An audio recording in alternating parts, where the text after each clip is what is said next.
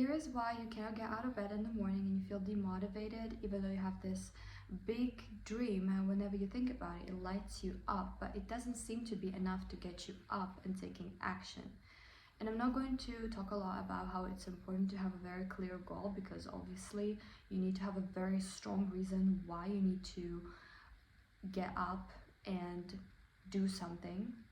But I am going to ask you if this goal is really yours, or you were made to believe that this is the path that you should be following. Because what is success? Success is very subjective in my opinion. Generally, success is considered when someone is making a lot of money, they have a very successful career, a wife or a husband, children, they are driving this very expensive car, they live in this very expensive house, etc., etc. For me, that is not success. For me, success is when someone is working on becoming a better person than they were yesterday, and constantly growing and evolving and learning and developing their mindset and becoming a more conscious person and becoming the very best version of themselves that they can possibly be. That for me is success. For you, that might not be considered success, and that is totally normal because, as I've said, success is a very subjective thing. So you need to define what is success to you. And if you don't know what it is that you want to do, or you have a lot of limiting beliefs tied to you from your childhood, like your parents told you what job you should be doing, what career path you should be following, what people you should be with, and all of that, it is time to shed that off and really look inside, look within, and see what it is that feels like your true purpose, why your soul came to this earth. And it's okay if you don't know it yet, and it's okay if you're in your 20s, 30s, 40s, 50s, doesn't matter, and you still don't know. It's okay, because we all have our timing.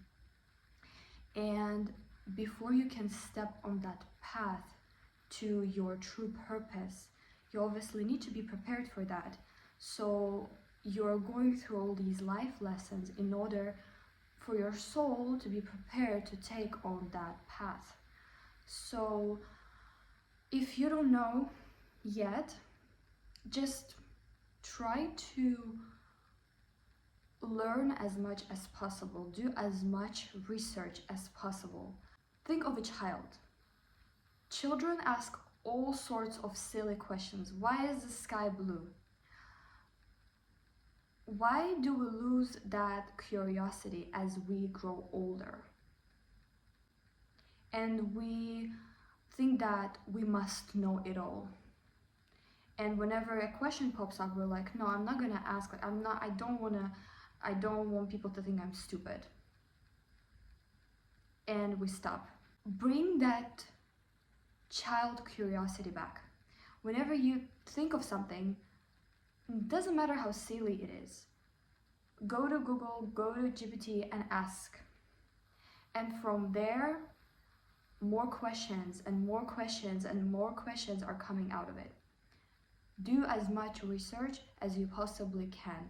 And it doesn't have to be about personal growth, development, mindset. It can even be like something scientific, something that in the past you were never really interested in those things. Read about it, watch a podcast, watch a documentary, be curious. You never know if, because everything, the world that is surrounding us, the divine always gives us signs. For you, it may be God or the universe or your higher self or your ancestors or your angels, whatever this divine is for you, constantly gives us signs. even like a random question that pops up in your head, a random topic that you were never interested in it, you never thought about it. Do your research, because that is the divine speaking to you and showing you your path, putting you on that path, preparing you for taking on your purpose. Or maybe you already know what it is that you want to be doing, and still it feels like it's not enough. Like, you know that you feel that it is your soul's purpose, but still it's like there's not enough motivation. First of all, motivation, forget about motivation, it's temporary. You can start doing something and like a few days later you give up because you lose motivation. You need to become disciplined. Discipline is what keeps you going and keeps you committed. And there is no secret remedy that will make you instantly more disciplined. You will have to push yourself, but doesn't mean that it has to be hard. You just need to start. Most people, they're driven by motivation. So when they start doing something, for example, you want to be a more active person, you want to start working out every day. And the first few days, you have this drive, motivation, and you wake up every single day, you go to the gym and you work out for like an hour, 2 hours. And you are driven by motivation, so you have the motivation to do it. But when this rush, this adrenaline, motivation wears off, there is nothing to push you to get out of bed in the morning and go to the gym again. And that is the issue, because people exhaust themselves. And when motivation is gone and you think about those hours in the gym and you're like, nah, it's exhausting, it makes me tired, I don't want to do that. And that's why when you want to take on a new habit, start doing it for only 5 minutes. Most likely you will have the desire to continue, because it's easier to continue doing what you're already doing than to give up completely. And if you don't feel like continuing doing, let's say, the same workout, you can quit. But at least you committed to those 5 minutes. And that forms this trust in yourself. You start trusting yourself because you made the commitment to work out, even for 5 minutes, but you stuck to that commitment. And that develops trust in yourself. So when you think about two people dating,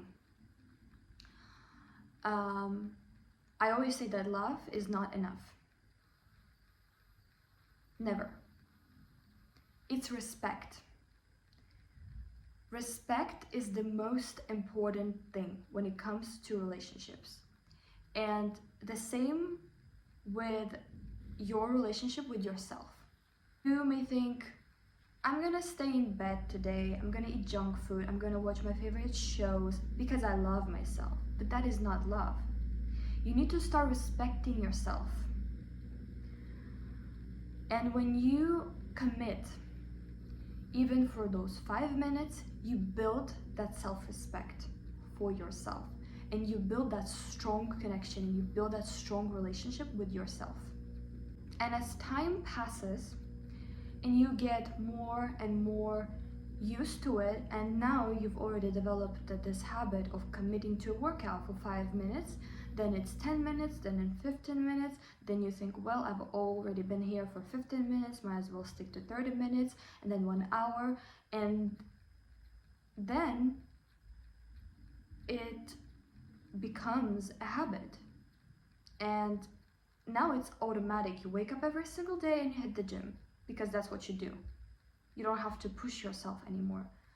And as time passes and the more you commit to that little goal, the more trust you have in yourself, and the more self-respect you build. And that is the biggest form of self-love. And that is how you build discipline.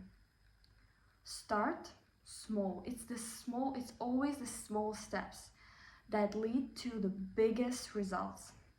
I even suggest, when you first start to have this motivation, right? This drive, you want to keep doing and doing and doing. Don't quit after 5 minutes. I know you want to continue, but don't. So you will not lose that motivation, and you will wait for tomorrow to come to repeat that action, because you still have this motivation that you didn't spill. That also find helps a lot in building discipline and creating a habit. And again, do not compare your path to someone else's. Your path is your path, and it's different, and it will always be different from someone else's. So don't do something just because it helped someone, or because someone thinks that is a successful person's habit. You can try, as I've mentioned before, try new things, do your research if you feel pulled to it, but always stick to what feels right. And if it doesn't feel right, don't hesitate to let go. And that is how you find your way to your soul's true purpose.